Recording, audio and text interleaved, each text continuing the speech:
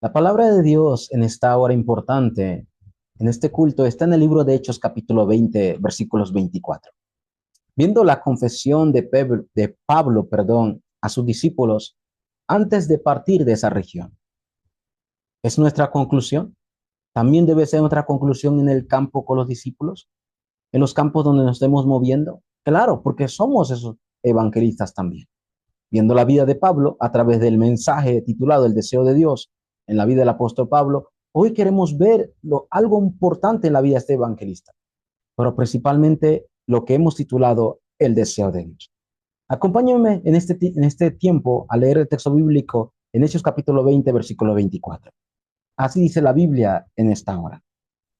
Pero de ninguna cosa hago caso, ni estimo preciosa mi vida para mí mismo, con tal que acabe mi carrera con gozo y el ministerio que recibí del Señor Jesús, para dar testimonio del Evangelio de la gracia de Dios.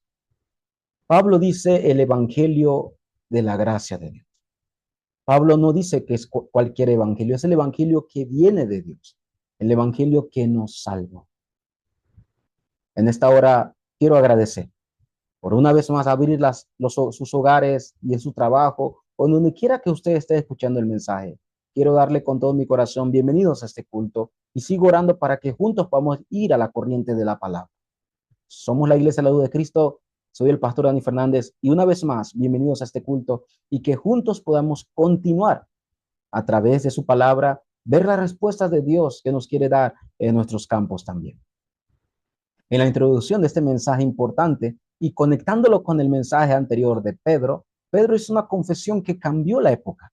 Jesús, tú eres el Cristo, el Hijo del Dios viviente. Y Pedro después, más adelante, dice, no hay otro nombre bajo el cielo en que podamos ser salvos. Y en las cartas, Pedro dice que este evangelio es eterno, este evangelio que nos salvó.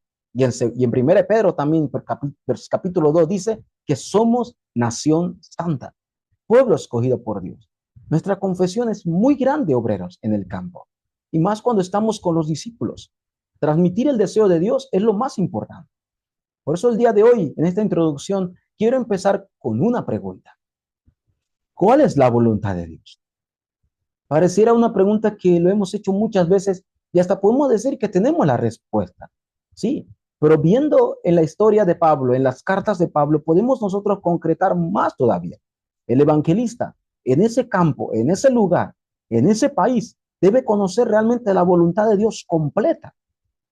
Vamos a la primera carta de Tesalonicenses, capítulo 5, versículos 16 al 18, y veamos lo que dice el texto bíblico del día de hoy.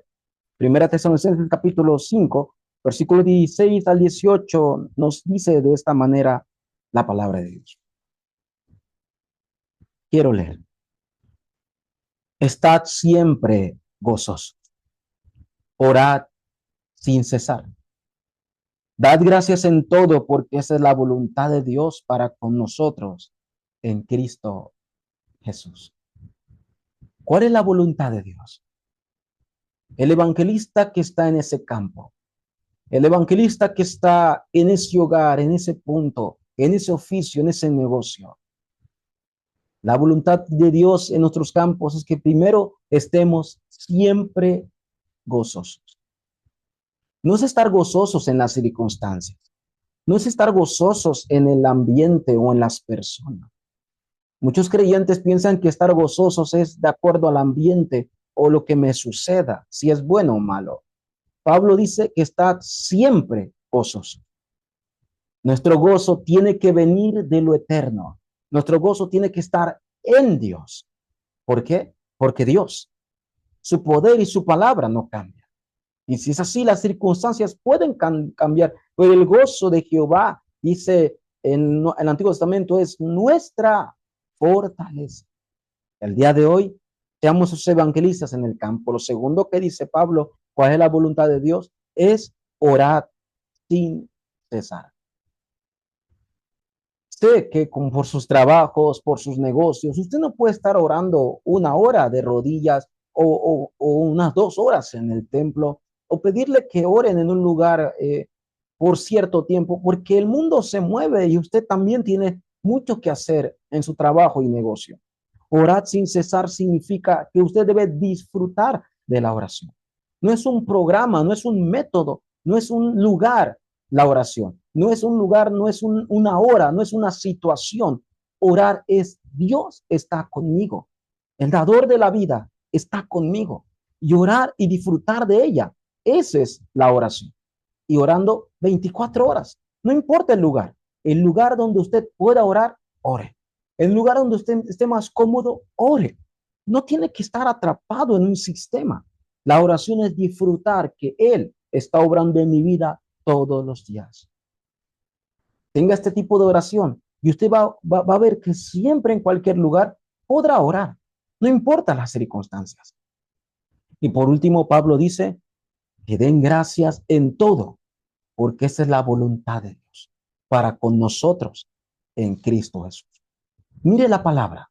No dice den gracias, dad gracias por todo. Dice en todo. Es muy diferente.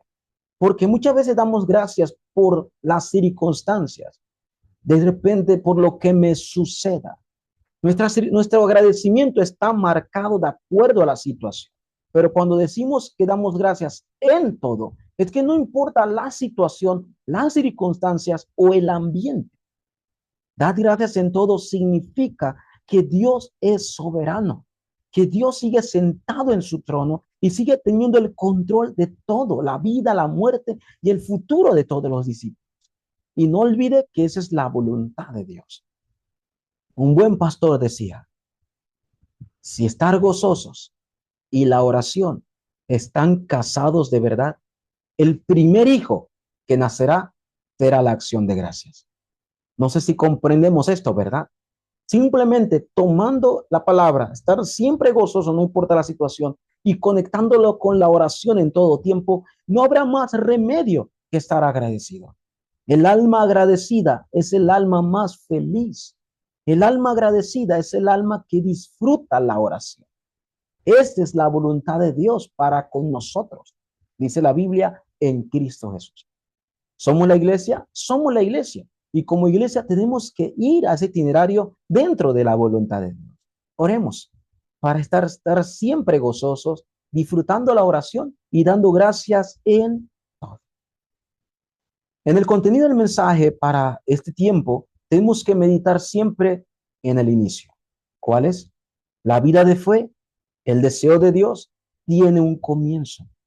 Y el comienzo es sumamente importante, porque si no empezamos bien, el camino será difícil y el final ni siquiera lo veremos.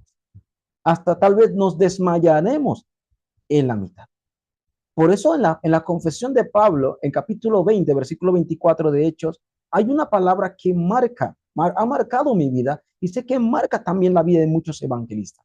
Pablo dice el evangelio de la gracia de Dios. No es el evangelio de una persona, es el evangelio de la gracia de Dios, es el evangelio de la salvación de Dios. Dios nos salvó por gracia, no nos salvó por obras.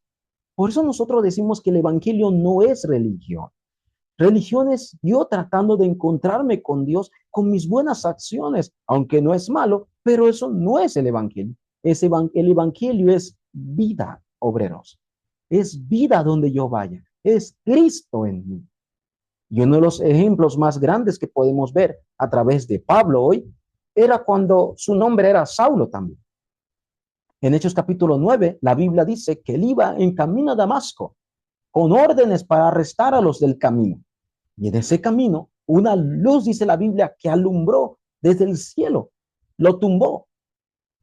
Pero ahí no termina todo, sino que aquí aparecen las dos preguntas más grandes que nosotros siempre tenemos que tener como creyentes, como evangelistas, como hijos de Dios.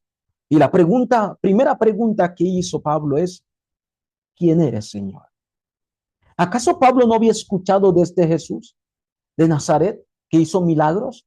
Él vivió en la misma época que Jesús. ¿Acaso no había escuchado de un gran hombre que murió en la cruz? Cuidado, y él estuvo allí entre los grandes fariseos. No lo sabemos, pero él escuchó de este hombre, pero no lo conocía. Por eso, conocer a Cristo no quiere decir que sea por conocimiento. Realmente el evangelio es vida. Es la gracia de Dios. Quien eres, Señor, es siempre profundizar a quién es Cristo en nosotros. Pablo dijo el supremo llamamiento de Cristo la meta. Pablo lo confesó en sus cartas. Y la segunda pregunta que nosotros tenemos que hacer siempre es, ¿qué quieres que yo haga? Hoy en día muchos creyentes todavía quieren vivir de acuerdo a sus planes en la vida cristiana. A veces queremos hacer lo que más creo que debe ser. Es, ¿qué quieres que yo haga, Señor? ¿Cuál es tu deseo, Señor? Pon tu deseo en mi corazón, Señor. Y así yo pueda vivir como evangelista. Esas dos preguntas deben marcar nuestra vida. Y más adelante, cuando llegó a Damasco, Dios se le aparece, habla con Ananías y le dice, este es instrumento escogido. Yo escogí este instrumento para mi gloria, para llevar mi nombre. Esto es el evangelio de la gracia. El evangelio de la gracia no quiere decir que seamos los mejores, por eso nos escogió. Pablo mismo lo dijo, que soy el más pequeño de todos los apóstoles, pero lo que soy es por la gracia. Obreros, el comienzo es el evangelio, pero el evangelio de la gracia que vino a mi vida, que me escogió. Y lo más importante también, lo segundo, es que este evangelio no fue revelado por cosas humanas. A Pedro no se lo reveló sus apóstoles, los apóstoles, se lo reveló Dios, esta confesión de Jesús es el Cristo. Y de igual manera, Dios nos lo reveló por gracia. Y la Biblia dice a través de Jesucristo. En el Antiguo Testamento era una sombra del que había de venir. Era la obra del Mesías que venía a venir, pero no hablaba mucho. Hablaba de muchas cosas importantes, como su muerte, su nacimiento, pero ahora nos fue revelado a través de las Escrituras por medio de Jesucristo. Pablo mismo dice en Romanos capítulo 16, 25 al 27, que nos fue revelado, y Pablo lo dice de una manera más personal, mi evangelio. Por eso Dios nos revela su evangelio por medio de su palabra. Esa es la gracia de Dios. No es un sueño ni una experiencia, es su palabra. Y a través de estar en la corriente más y más, profundizaremos este evangelio y llegaremos a decir que es mi evangelio. Y Pablo dice que este evangelio, porque el comienzo es el evangelio en nuestra vida, Pablo dice que este evangelio es poder de Dios para aquellos que creen, para los judíos y para los griegos. Y nosotros no somos judíos, pero nos fue dado este evangelio a nosotros. Por eso hoy confesamos que este evangelio nos fue dado por gracia, no es una religión. Este evangelio nos fue revelado la gracia a través de la palabra a Jesucristo. Y este evangelio, proclamarlo, no es de nosotros, es poder de Dios para salvar los campos. Que sea nuestro comienzo, obreros. Antes de ir a los campos, disfrutemos de este evangelio que Dios nos ha dado por gracia. Y así juntos ir a esa carrera, como Pablo dice. Lo segundo que podemos ver en la vida de Pablo es que Pablo tuvo con ese llamado ya su conclusión de vida. Y esto marcó también muy importante a los evangelistas. Tener la conclusión de vida debe ser todo. Lea el capítulo 20, versículo 24 que leímos. Pablo dice, de ninguna cosa hago caso mi vida. O sea, los evangelistas que tienen conclusiones en su vida, no sean engañados. Realmente no deberemos ser movidos ni por las circunstancias.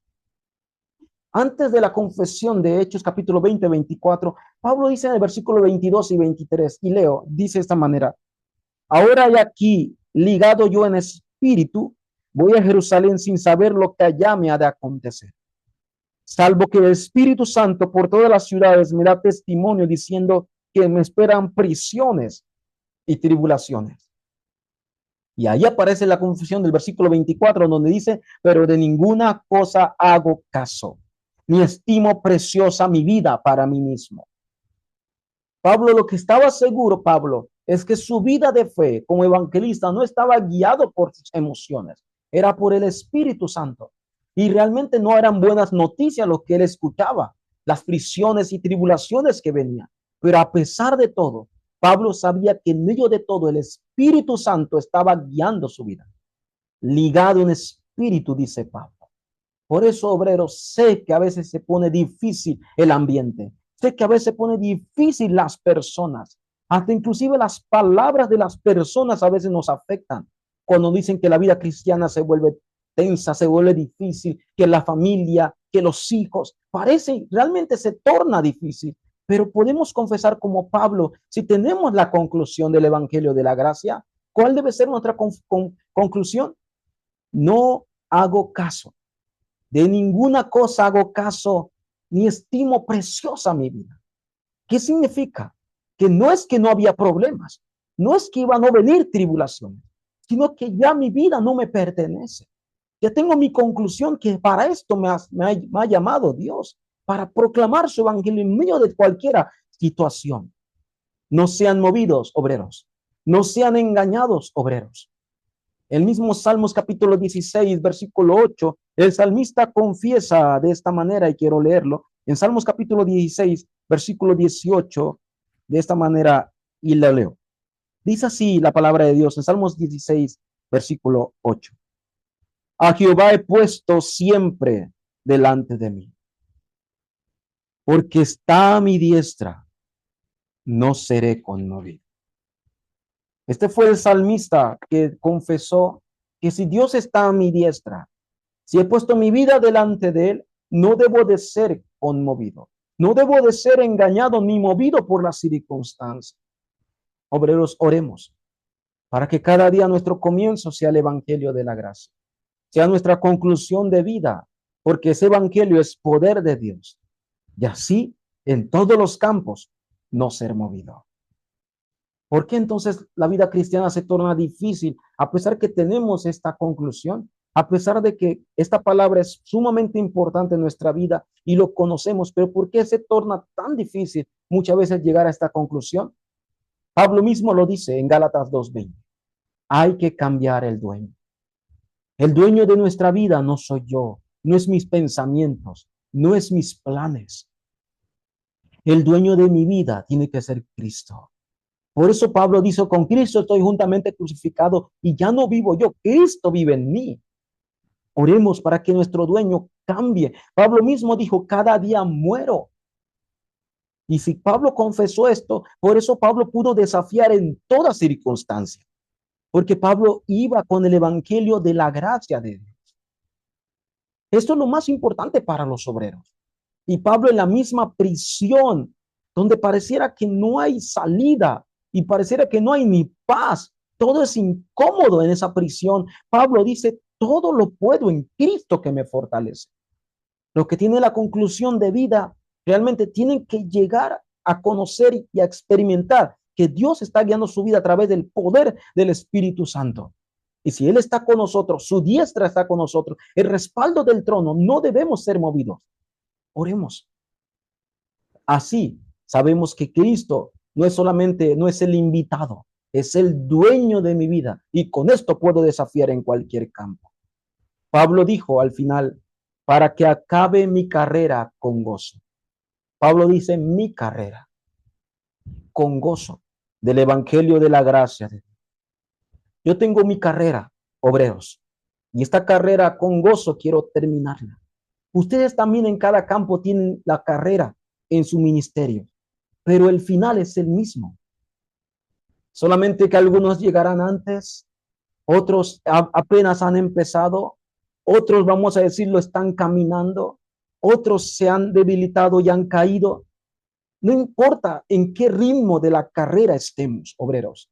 Lo más importante es que terminemos la carrera con gozo, o en otras palabras, continuemos. Nos hemos equivocado, continuemos. Acabemos con gozo la carrera que Dios nos ha dado. Hoy somos un equipo hacia una sola meta, obreros. Y en esa meta Dios nos está llevando a ese mismo común. ¿Cuál es? La carrera con gozo.